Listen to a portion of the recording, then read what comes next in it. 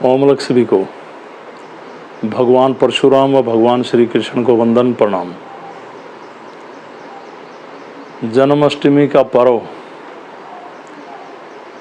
हम एक कृष्ण जन्मोत्सव के रूप में मनाते हैं। कृष्ण भगवान मेरे इष्ट हैं। जब इस सिद्धि में शक्तियों का आगमन हुआ तो जैसे मैं सिद्धियों के द्वारा जन कल्याण की भावना से लोगों को प्रेरित कर रहा हूँ, जब मैंने शुरू किया उससे 1 साल पहले मुझे भगवान श्री कृष्ण का साक्षात्कार हुआ। बड़ी असीम कृपा है इनकी। श्री कृष्ण मेरे इष्ट देव हैं। नागेश्वर मेरे आराध्य देव हैं और शिव और गोरक्ष मेरी प्रेरणा है, मेरी चेतना है, मेरा विश्वास। जन्माष्टमी पे लोग उपवास करते हैं खाने का, तरह तरह के जैसा उनकी भावना है। कोई नाट्य मंचन कर रहा, कहीं पे कोई कथाएं कर रहा है, कोई कहीं पे रास लीला का आयोजन कर रहा है। कृष्ण भगवान एक कर्म योगी, एक ध्यानी। मैं आपको ये कहता हूँ, त्योहार को कैसे भी मनाएं, खुशी और आनंदित होकर, पर उपवास करें तो गलत विचारों का, गलत संगत का, गलत नियत का त्यागे, उन दोषों को जो हमारी जिंदगी में हमारी एक ठीक चलती हुई जिंदगी को नरक बना रहे हैं।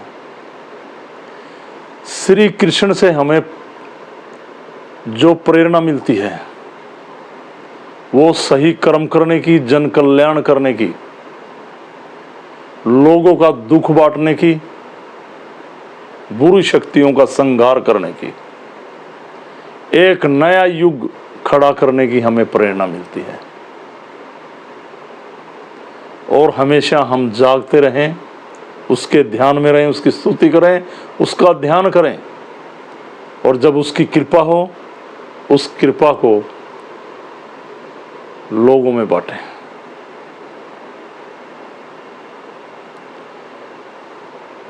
मैं कहता हूं, जब आप श्री कृष्ण को मानते हैं, उसका पर्व मनाते हैं,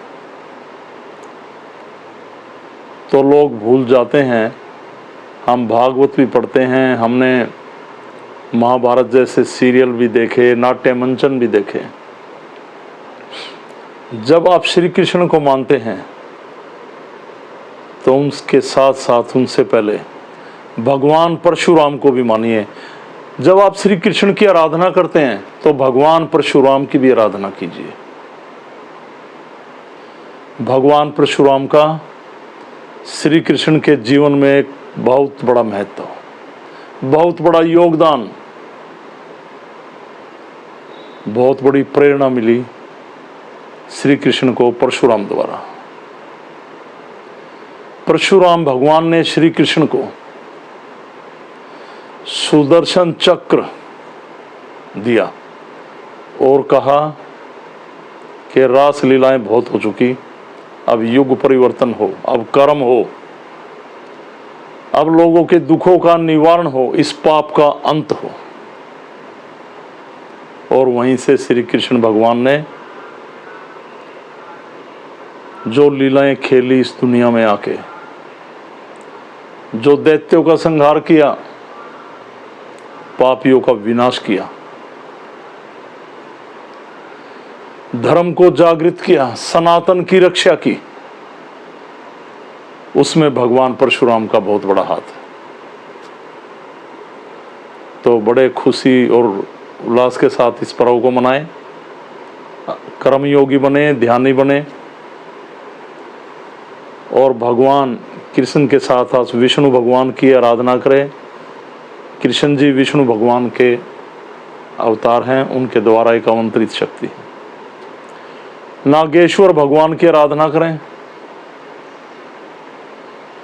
जब कृष्ण जी को वासुदेव यमुना पार ले जा रहे थे तो तूफान और बारिश और कितना संकट बीच में आया, तो नाग देवता ने कृष्ण भगवान के ऊपर अपनी छाया की, उनको अपनी शरण में लिया। तो भगवान शिव, भगवान विष्णु की आराधना करें, नाग देवता की आराधना करें, नागेश्वर भगवान की। और परशुराम को बिल्कुल ना भूलें। भगवान परशुराम सनातन का बीज है, ये सनातन है। परशुराम जी को आराधें, उनकी पूजा करें और फिर श्री कृष्ण भगवान की पूजा करें। आपका पर्व मंगलमय हो, इसके साथ ही हवन करें, यज्ञ करें, लोगों में प्यार बांटें। तो मेरा इतना ही समझाना था। ध्यानी और कर्म योगी बने, आपका जीवन सफल होगा। तो सभी को मेरी तरफ से जन्माष्टमी की हार्दिक शुभकामनाएं और सभी पर भगवान श्री कृष्ण का आशीर्वाद बना रहे। तो सभी को मेरी तरफ से ओम अलख और अलख पुरुष गोरक्षनाथ भगवान को वंदन, प्रणाम। भगवान शिव को वंदन, माँ भगवती को वंदन और सनातन धर्म की जय। प्रणाम सभी को, प्रणाम।